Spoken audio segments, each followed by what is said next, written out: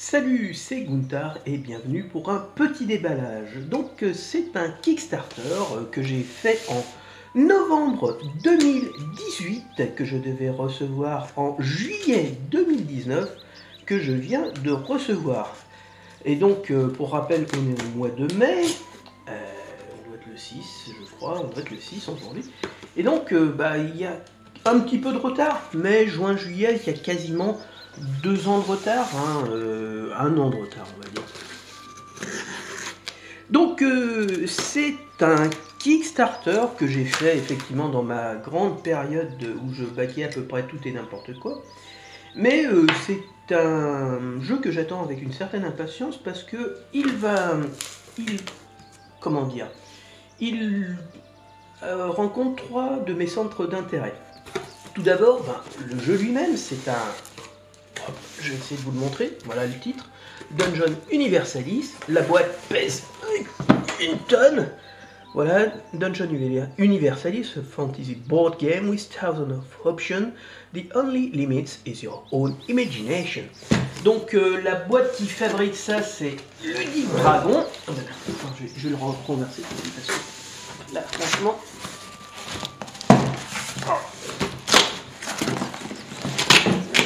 Voilà, c'est vraiment super lourd. Donc vous voyez la boîte comme ça, l'épaisseur, ça fait plus que ma main, j'ai pas une grande main mais quand même, c'est quand même relativement gros. Et donc voilà ce que ça vous permet de ce que vous avez dedans. Donc c'est un système de dungeon crawler classique avec donc des standees, des petites figurines en carton. Vous avez aussi des figurines peintes que vous pourrez peindre. Donc c'est de 1 à 6 joueurs, 30 minutes, à partir de 14 ans. Donc vous avez 1000 cartes, vous avez le contenu, 1000 cartes, 146 tokens, bon voilà, 41 double-sided tiles of room and corridor, donc des tuiles double face, vous en avez 41, 125 overtiles, donc c'est des choses que vous mettez sur les tiles qui, pour dire que c'est un puits, une porte, je sais pas, un temple. 318 créatures et standees, donc voilà, 318. Vous avez, vous avez une règle du jeu illustrée.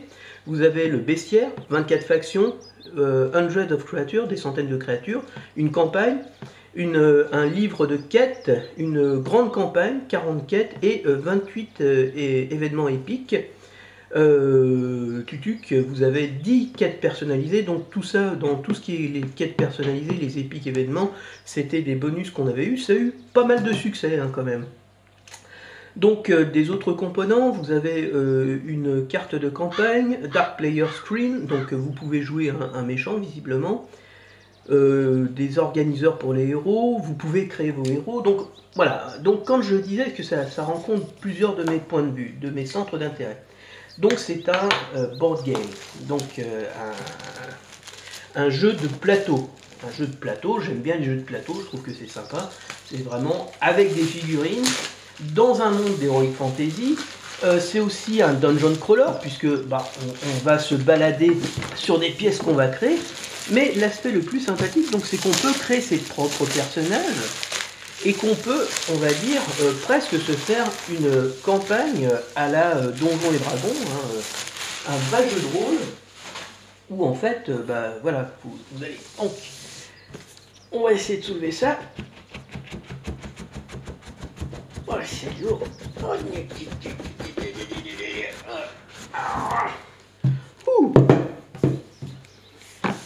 Voilà. Alors, que trouve-t-on? Déjà des sacs qui bloquent. Super. On va pouvoir lécher au fur et à mesure. Voilà. Oh, vous avez des beaux bouquins, ça je vais aimer. Je suis fan des livres et j'adore les règles. Moi, je suis pas du tout génération... voilà. Donc, rulebook, le livre de règles.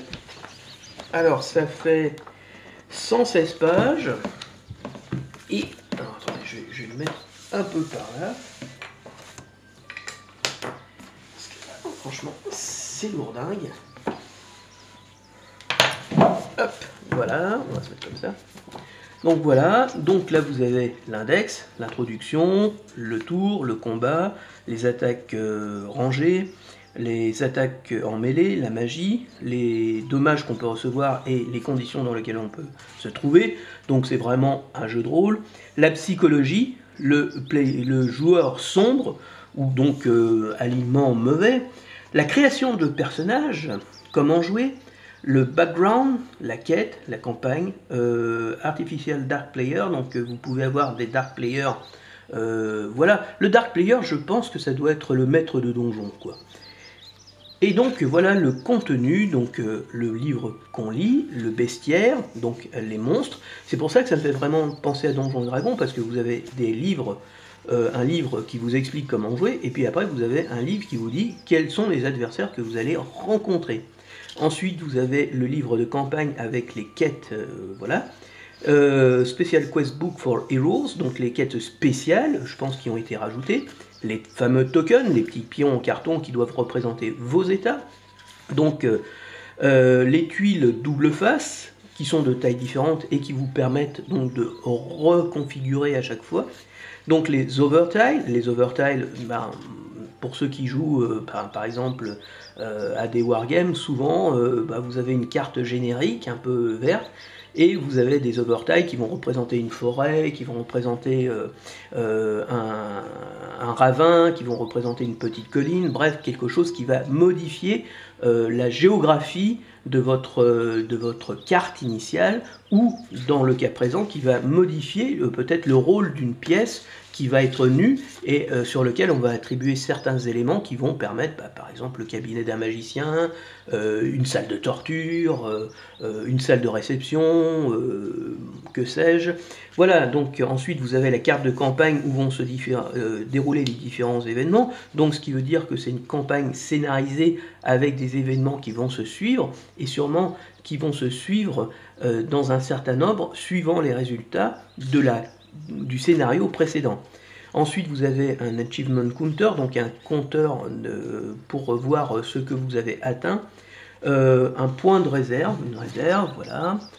Donc ensuite, vous avez les standees, des bases pour les standees, vous avez des coins plastiques, 20, donc ça, vous avez 5 enveloppes, vous avez des dés, 8, des 6 faces, un scénario dice, donc c'est sûrement pour choisir le scénario, donc il faut...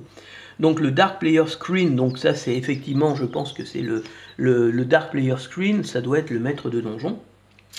Bon, vous avez 20 classes, vous avez 20 classes cartes, 25 races.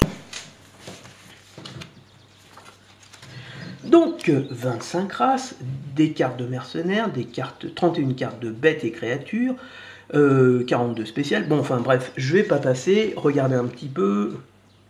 Voilà. Alors, ensuite, dans le contenu, est-ce que c'est toujours le contenu? Non, vous avez un joli petit dessin qui est vraiment dans la veine de Donjons et Dragons et de tout ce qu'on peut trouver dessus. Donc ensuite, le setup, quelque chose qui est bien expliqué, il y a des dessins, il y a des graphiques, le glossaire, les conditions, le carte organisatrice, voilà, donc carte organiseur, test et fortune. Voilà, donc c'est vraiment quelque chose qui est intéressant dans le sens où vraiment ça reprend effectivement la création de caractères. Vous avez des cartes où vous pouvez créer vos propres caractères, donc vous avez la possibilité de créer vos propres personnages et donc de faire vraiment vos propres aventures à votre main. Et c'est ça qui est intéressant. Donc c'est quelque chose qui est à la fois donc un board game, un jeu de plateau, c'est un jeu qui est aussi un dungeon crawler, mais c'est aussi un jeu qui vous permet presque de faire un donjon et dragon à vous tout seul. Donc ensuite vous avez le bestiaire. Et donc là, les Celestial or Camarine, donc les Shard Mind. Donc les Shard Mind, visiblement, c'est des êtres cristallins. Donc vous avez les différents types, vous avez avec des codes rouges, jaune et blanc. Blanc, si vous voyez le niveau qui est associé, c'est 3-4. Donc 3, 4, 5, c'est peut-être le bas de gamme, ça c'est des moyens, et ça c'est vraiment c'est des élites, et ça c'est des boss quoi. Le Lord of Ice, voilà, Diamond, Wizard, Crystal, Warrior, Shooter. Donc là c'est effectivement les rangs. Donc effectivement là le royaume des ogres, visiblement, bah, ça c'est plutôt de l'élite. Enfin, c'est pas de l'élite, c'est plutôt le niveau de confrontation. Donc, si vous avez un niveau 1 et que vous rencontrez ça, à mon avis, vous allez passer un mauvais quart d'heure. Donc là, on voit la 6, ça doit être pour le mouvement, 3, c'est pour l'attaque, 6, je ne sais pas, c'est un point, 2, c'est pour tirer, 3, 4, là, ça a l'air d'être l'armure et peut-être les points de vie. 3-2 c'est l'initiative, quelque chose comme ça. 3 c'est l'intelligence, ça je ne sais pas, et ça doit être le commandement, et ça c'est les points de vie. Donc là effectivement t'as des mecs qui se retrouvent avec 14 points de vie, sachant qu'un être humain, je pense qu'il doit avoir 6 points de vie, voilà, là c'est un nain classique, ils doivent avoir 6 points de vie. Donc les trolls, les peuples d'oiseaux, les kobolds, le royaume des singes, les Ciarons, les Amazones, les chasseurs de sorcières, les cultistes, les Wolfen, donc les loups-garous, Kurgan, les nomades des steppes, la civilisation sumer, c'est sumérienne, hein, voilà. Voilà, il y a aussi un peu un côté historique, vous voyez. Il n'y a pas simplement que des trucs, voilà, les suivants de la Claude de la griffe, là, les gobelins, les orques mineurs, voilà, Horselorn, Dragoneur, Children, House of Alania, Orion. Donc vous avez pas mal de factions humaines, et après vous avez des animaux préhistoriques, vous avez des dinosaures, et ça, vous voyez, donc ça c'est effectivement des modèles que vous pouvez photocopier.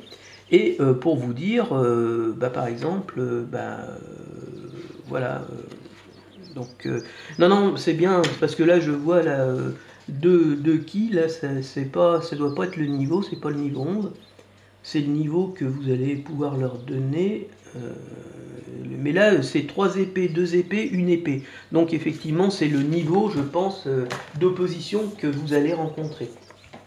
Ensuite, vous avez dans le Special Quest Book for Heroes. Donc ça avait été rajouté. Donc voilà.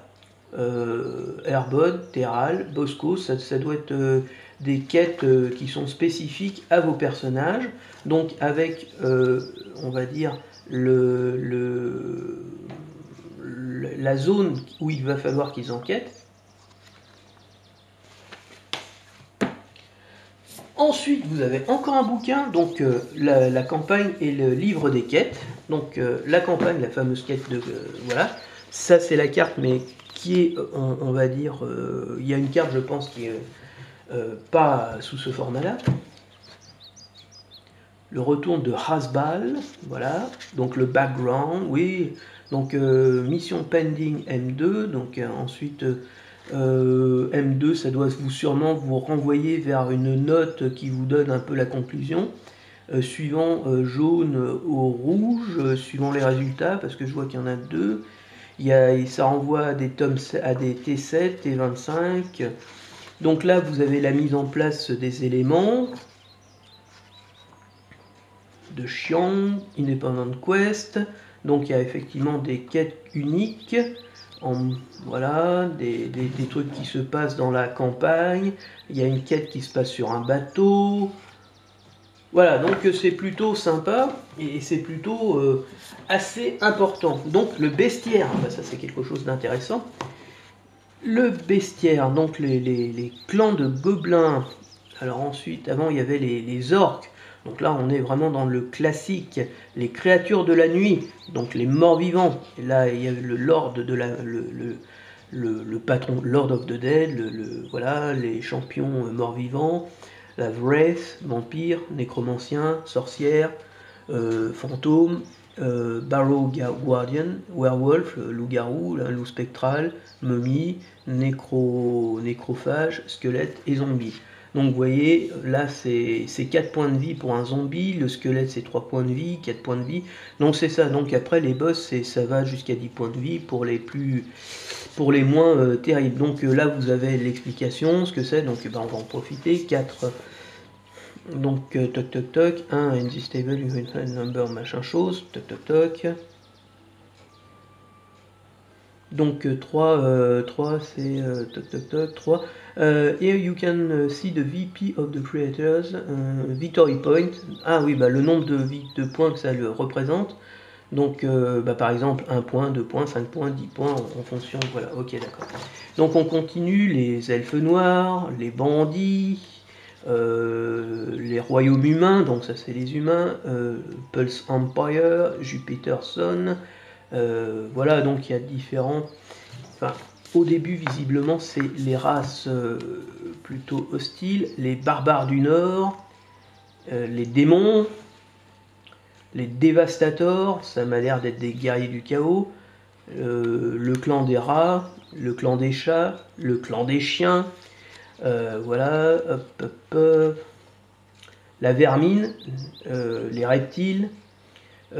Canines et félines, donc les canines, les chiens et les chats, enfin de type félin, donc voilà, après des chèvres, des cerfs, des chevaux, des poneys, donc ça je sais pas, peut-être que vous voudrez tuer des poneys, et puis là des monstres un peu plus légendaires, 60 points d'XP, 40 points de vie pour un dragon légendaire, donc c'est vraiment le mob à mon avis qui doit être juste un peu dur à tuer, juste un peu, bon, ça je dis ça comme ça, je m'avance pas, des élémentaires, voilà, et là différentes races un peu imprévues, et là vous pouvez créer donc aussi vos propres monstres si le cœur vous en dit. Donc ça, je ne sais pas ce que c'est, et ben c'est la fameuse carte. Donc la fameuse carte, voilà, qui se présente sous cette forme-là, et donc avec des points, des zones en fait, T51, T39, et donc si je me rappelle bien dans le livre d'action il y avait des T quelque chose, donc ça doit se rapporter à la zone où vous vous trouvez, et donc aux quêtes que cela va pouvoir générer, et là vous avez des M39, M34, M33, M6, des quêtes qui doivent être en rapport avec le bouquin que vous avez, et M6 c'est une quête un peu qui doit être héroïque, voilà, sachant que c'est comme ça. Ok. Ensuite, l'écran du maître de jeu.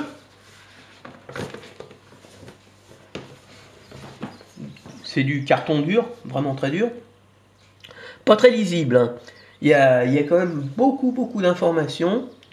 Donc ça résume un petit peu ce qu'on peut faire avec donc la mise en place du jeu, Hero Setup, Dark Player Setup, donc vous, Dark Player Turn, 8 and Size, voilà, Achievement, le tour, le mouvement, l'action, les actions rapides, le tour de combat, les attaques à distance, les attaques en mêlée, les attaques magiques, les dommages et conditions que vous trouvez ici, voilà, donc normal, attacker size with respect to the defender, donc si vous avez much smaller, par exemple si vous avez un attaquant qui est beaucoup plus petit que vous, et qui fait extra effect, si vous êtes normal, vous faites rien. Et puis si vous faites par contre much largeur, vous êtes knocked down, stunned. Donc il y a 2 étages, j'ai l'impression. Enfin je sais pas, il y en a peut-être plus. Mais là-dessus il n'y a rien. Donc ensuite, les fameuses enveloppes. Je sais pas à quoi ça sert. Peut-être à envoyer du courrier ou simplement. Alors, des cartes supplémentaires qui ont dû être rajoutées, je pense, à la dernière minute. Donc voilà les choses pour vos héros, pour mettre en place vos héros. Donc là vous avez l'armure, des bijoux éventuellement, main droite, main gauche, différents états, les choses, voilà, donc vous en avez 1, 2, 3, 4, 5, vous en avez 5, et ensuite vous avez... les tiles, voilà, donc ça ressemble à ça. Franchement, bonne définition, hein. C'est une bonne définition. Bah voilà, là par exemple, vous avez une chambre, là vous avez un lit, vous avez le pot de chambre qui doit être là, un petit coffre, une table qui doit être ici, là. Voilà, ici vous avez une espèce voilà, de feu, là vous avez un âtre ici. Donc c'est différentes choses. Mais en tout cas c'est lourd. Il y en a un gros paquet. Ensuite vous avez un marque-page avec le Dungeon Universalis, le titre du jeu. Et là vous avez Este juego es unas realidad. Je ne parle pas espagnol. Le jeu est espagnol pour rappel, hein, donc ils l'ont traduit en anglais. Grâce à vous, ce jeu est devenu une réalité. Merci pour votre soutien. Donc ça, c'est un cadeau pour ceux qui ont backé le jeu. Ensuite, vous avez une petite séparation. Alors par contre, là, il y a quelque chose que je viens de m'apercevoir, c'est que là, ça, c'est un papier qui est collé. Et c'est très mal collé parce qu'à l'intérieur, c'est décollé. Donc la séparation, c'est quelque chose de très con. Et par contre, vous avez... Alors, je vais le rattraper comme ça. Quelque chose qui est quand même assez sympa, qui est aussi très faible. On va détailler un peu. C'est un espace qui va vous permettre de ranger. Donc là, vos fameuses pièces en plastique, vos dés, avec le dé scénario. Voilà. Donc un nain, une espèce de dragon, donjon, donc 1, 2, 4 et 4, 8. 8 dés, effectivement, à 6 faces, et un dé scénario. Okay. Donc les fameuses standees, des rouges pour les gros mobs, et visiblement les rouges, les élites, c'est là où vous allez trouver des gros masters. Jaune, vous en avez que 3. Il n'y en a pas beaucoup. Ensuite, vous avez des cartes, beaucoup de cartes. Donc des petites cartes qui sont les spellbooks, voilà ici. Plus 1 to user movement, là ça doit être le movement. Donc ça doit se mettre dans le slot bijou. Et ça donne plus 1 au mouvement de du porteur. Voilà, et ça vaut 30 pièces, je ne sais pas, je pense que c'est 30 pièces. Ensuite, vous avez, voilà, la fameuse carte que je vous disais pour créer vos personnages. Donc, effectivement, combien de classes voilà, ce que vous avez dans le backpack, donc les pièces et le poids que vous transportez en fonction, les skills que vous avez. Ensuite, là vous avez end, ce que vous avez dans la main, le corps, donc ça c'est voilà, les spells et les skills, donc le nom, la race, la classe, et donc vous avez un bon petit paquet. Là c'est pareil, vous pouvez le photocopier, ça vous permet de le garder, d'avoir un certain nombre.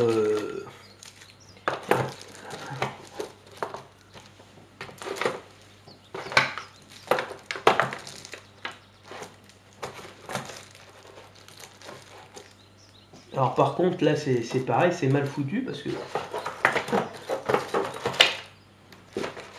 voilà, comme ça va déjà mieux. Donc là vous avez des cartes et là c'est Dwarf Mercenary, donc c'est sûrement soit les gens que vous allez rencontrer, des cartes d'adversaires on va dire. Là vous avez d'autres cartes. Accuracy, une créature of the Dark Player Choice gate plus 2 to the result of its attack during the current turn. Donc là c'est une carte que vous allez tirer aléatoirement je pense, et une créature du maître de jeu, une créature au choix du maître de jeu va avoir un plus 2 au résultat de son attaque pendant le tour en question là. Donc là je vais le mettre comme ça. Donc là, vous avez encore plein de petites cartes. Là, vous avez sûrement des cartes d'équipement. Vous voyez, c'est des armes. Et donc là, c'est une throwing axe, donc une hache de lancer. Là, vous avez des casques. Donc là, c'est plutôt de l'armure. Et donc, des sweeps. Donc sweep, c'est pour éviter un coup, sans aucun doute. Là, vous avez use the card from this deck to replace their counterpart in the other decks. These are the correct one and eliminate certain errors. Donc là, en fait, il va falloir que vous recherchiez dans vos autres decks et remplacer par ça. C'est plutôt sympa. En tout cas, vous avez les cartes qui sont corrigées. Parce que des fois, ils vous envoient un mail en disant tenez, voilà, vous pouvez charger. Donc ça, c'est les races, les animistes. Donc voilà, ça, c'est les différentes races.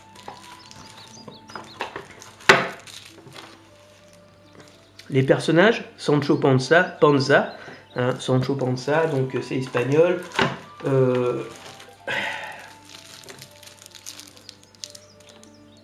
Et donc là encore, vous avez toutes les cartes que vous allez rencontrer dans les deux paquets à remplacer par celle-là. Donc c'est plutôt cool. Donc vous avez ça, je sais pas ce que c'est. Campagne, c'est utilisé pendant la campagne, j'imagine. Voilà, vous avez encore deux choses comme ça. Sancho Panza. Ah bah tiens.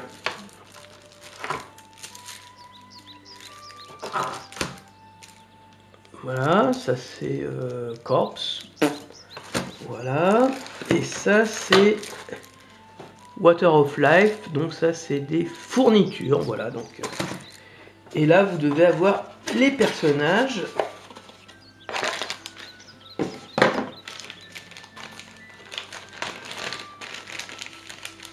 Oh, plutôt sympa. Ouais, ils sont plutôt sympas.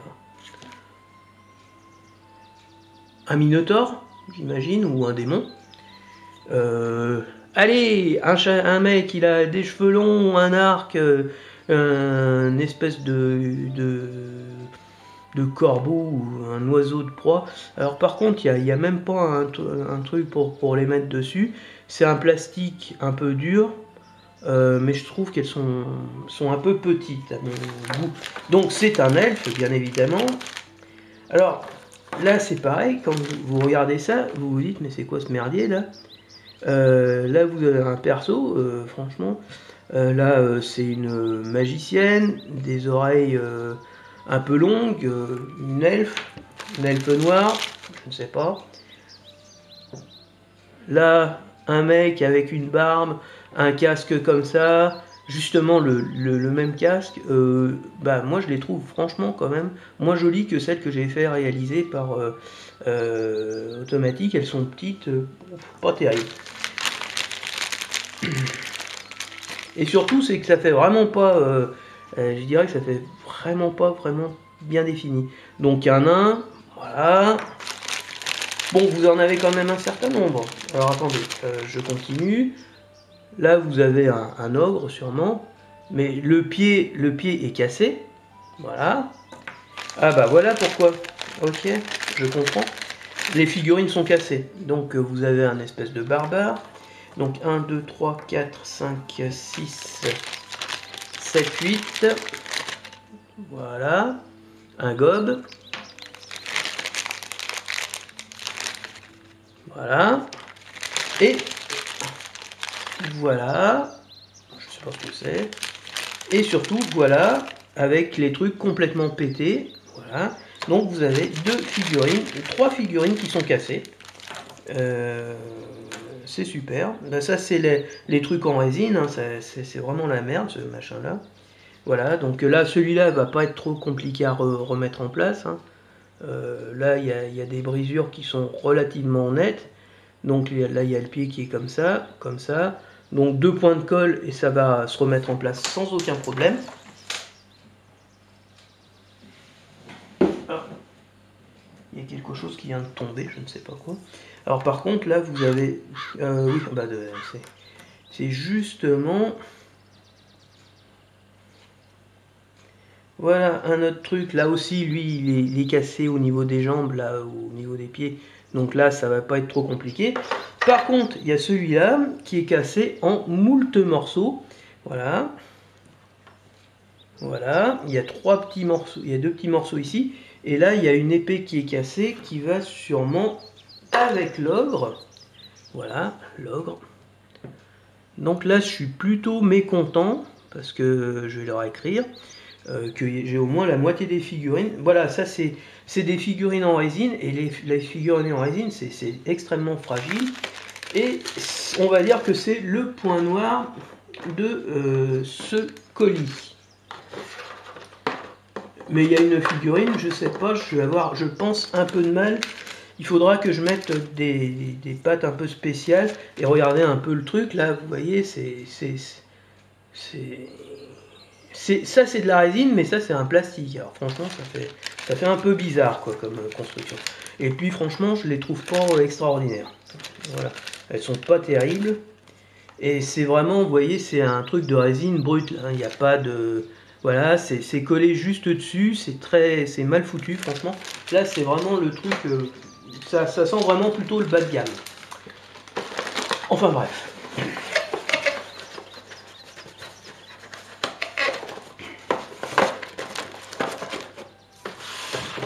Hop là. Allez, on profite, on range. Donc il y a deux détails qui m'embêtent, voilà, vous voyez ici là, le papier n'est pas collé.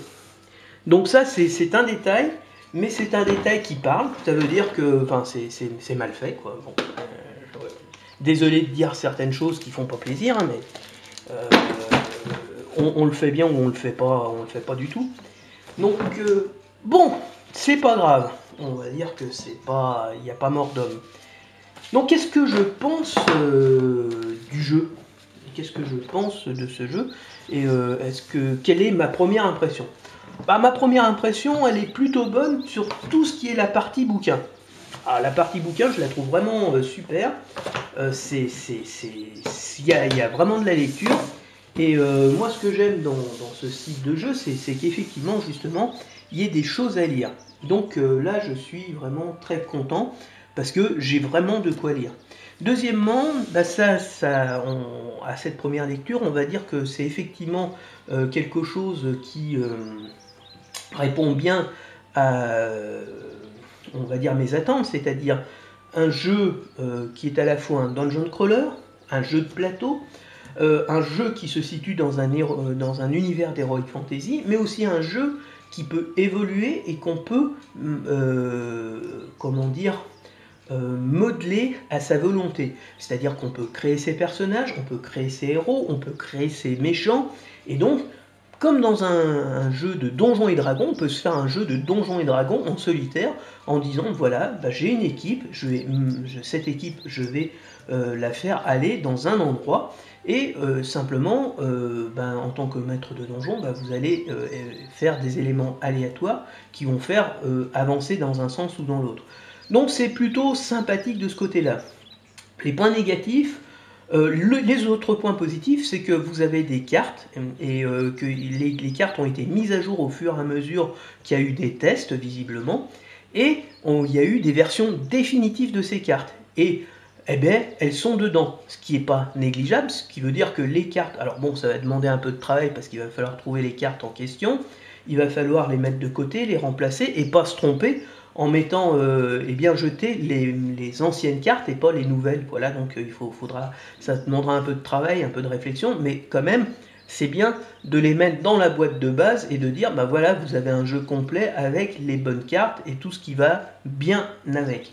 Alors le côté négatif, mais bon, c'est pas le truc le plus important, mais quand même, ce sont les figurines qui sont visiblement assez fragiles, assez médiocres, petites, elles sont assez petites, la définition, à mon goût, elles sont pas trop mal définies, hein, mais le problème c'est que c'est en résine visiblement, et elles sont très cassantes au niveau des pieds, et il y a 3 figurines qui sont pétées, 2 qui vont être facilement réparables avec 2 points de colle, donc là aucun problème, mais il y en a une qui, il y a une épée aussi qu'il va falloir recoller, 4 parties.